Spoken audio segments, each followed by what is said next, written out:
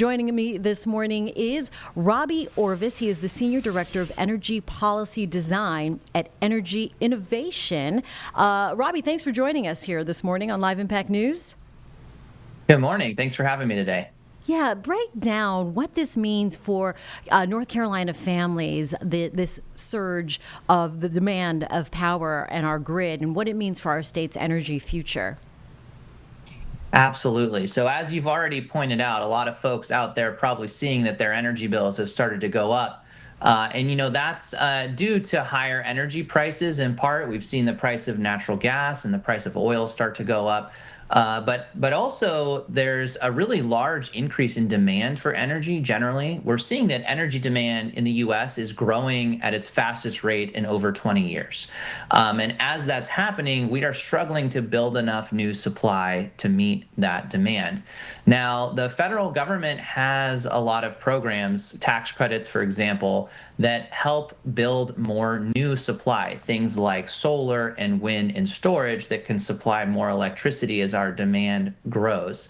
However, those tax credits are not guaranteed, and actually the current legislation that's being discussed in Congress, the One Big Beautiful Bill Act, actually would contemplate repealing those tax credits, which of course would mean that many of those projects might not actually get built.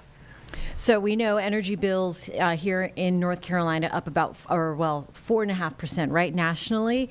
And then in North Carolina, families spending just over $200 a month for electricity. How would proposed budget cuts to clean energy then affect what families can expect to pay? Right. So North Carolina has actually been one of the brightest spots coming out of the original passage of these tax credits. For example, there's more than 100 projects that have been announced or on the books over the next decade, totaling more than $7 billion in investment. And again, a lot of those would be at risk if these tax credits are repealed, as is being discussed.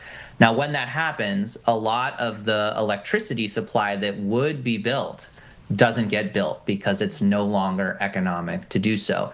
And so that translates directly into higher energy bills. So we see in North Carolina by 2030, $290 per year in higher household energy spending, but that swells to $700 per year by 2035. So a big increase in annual household energy spending as a result of the repeal of tax credits as is currently being discussed. Oh, wow. So the demand going up by 2030, which is, oh my goodness, just right around the corner. So since we see this trend nationally, although North Carolina, one of the better states, how does cutting clean energy investment make the supply and demand problem worse? Right. So we have a lot of clean electricity that's slated to come on and planned to come on because these tax credits are helping to make those projects even more economic. But if you remove those tax credits, there are a lot of projects that won't pencil anymore. And so developers are likely to say, you know what? This doesn't make economic sense for me anymore. Or those projects may get built, but they may cost more, and those costs will be passed on to ratepayers. The other thing here is that for folks who haven't been following this, a lot of our electricity supply comes from natural gas, but a lot of the electric producers who produce natural gas turbines, they're actually saying they can't provide more of those turbines over the next 5 years than they've already agreed to do. And so there's a real crunch on supply. And that's why so many utility executives and market operators are on the record saying, we need more energy supply, and it's going to have to be wind, solar, and storage, because that's what we can build now, and that's what we can build over the next 5 years and can meet this growing demand. And that's why these tax credits are so important, because they make it more economic to build those resources. And as those resources are built, those tax credits are helping to keep electricity prices lower for folks around the country. If the budget cuts don't happen and we continue to invest in clean energy, what's the best case scenario in the Carolinas then for energy costs and the job market as well? Because this industry does create and break jobs. Yeah, so and that's a great point. And like I said, North Carolina has been, one of the bright spots in terms of taking advantage of these tax credits, and there's been so much investment already. So when those tax credits go away, Again, all that expected investment, a lot of it disappears as well. So we see by 2030, the loss of these tax credits would cause 45,000 fewer jobs in North Carolina.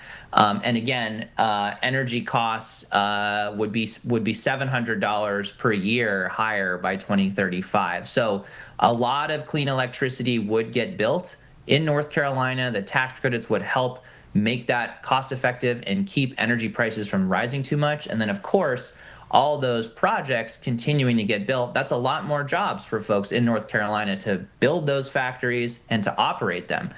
So, we have found that across a few different metrics we've been looking at, North Carolina is likely to be among the most severely impacted states from the repeal of these tax credits.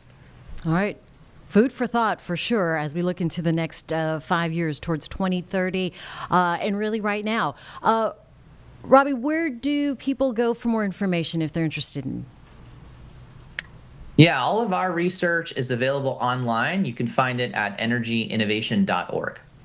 All right, fantastic. Robbie Orvis from Energy Innovation. Thank you for this great discussion we had here on Live Impact News and how the rising cost of energy bills affecting us now will move into the future for North Carolina. Appreciate your time.